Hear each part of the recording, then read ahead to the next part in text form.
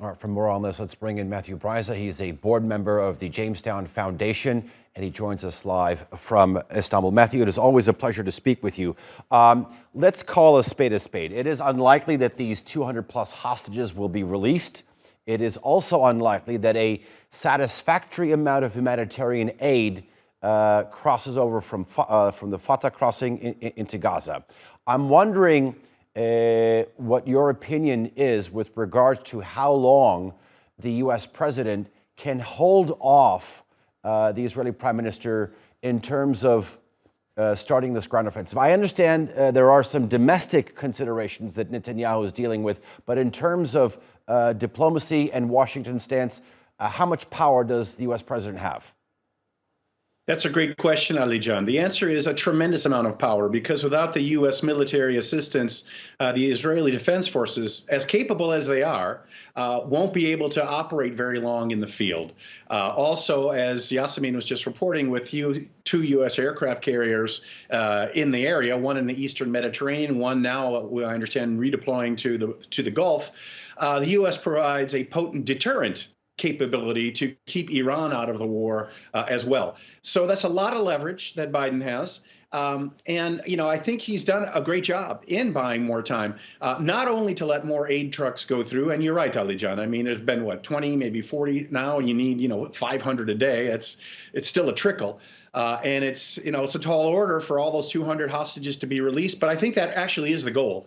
And Hamas has proven in the past that it uses the hostages as negotiating chips to get their own people freed. So I am definitely not giving up hope on getting all those hostages out. But your question is, how long can Biden persuade Netanyahu not to launch the offensive?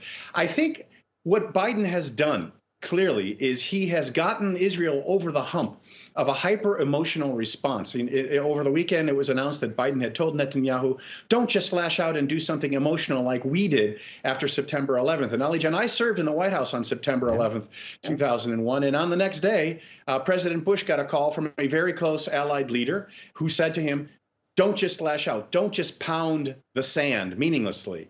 Plan and do something decisive. And I think that's what Netanyahu has been persuaded to do, hopefully now by Biden. Okay, since you mentioned the two aircraft carrier groups being deployed to the Eastern Mediterranean and the Gulf, and you also mentioned Iran, I have to ask you this. I understand the U.S.'s position and the Biden administration needing to support its closest ally in the Middle East, but there is a lot more at stake here, and you alluded to that. Is it also its desire to sort of get Netanyahu to sort of act with enough restraint and sort of keep this war from spreading, from spiraling into a much regional conflict? How much of a concern is this, and how much power does Joe Biden have? It's a huge concern, Ali John, and Secretary Blinken, and I think it was on NBC yesterday on a talk show, was saying, we don't want to see the war escalate. That's a nightmare. We don't want to see a multi-front war. But if somebody wants that to happen, we're ready, so don't do it.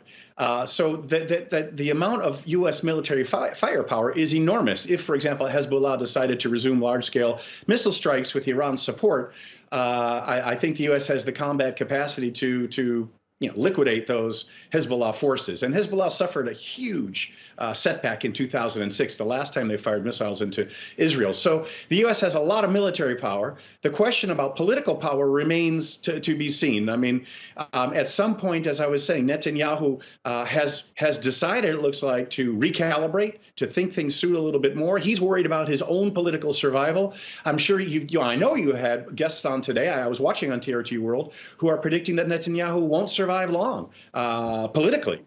So the U.S. has a lot of power, a lot of influence, a lot of military power. If you're alluding to, however, the possibility of an all-out war with Iran, I mean, that's a nightmare that nobody wants to think about, because the consequences would be just enormous. But that's not in the cards. Iran doesn't want it. Iran has been showing great restraint all the way through as well. Matthew Bryza, always a pleasure to talk to you. Thank you for coming on the News Hour. I do appreciate it.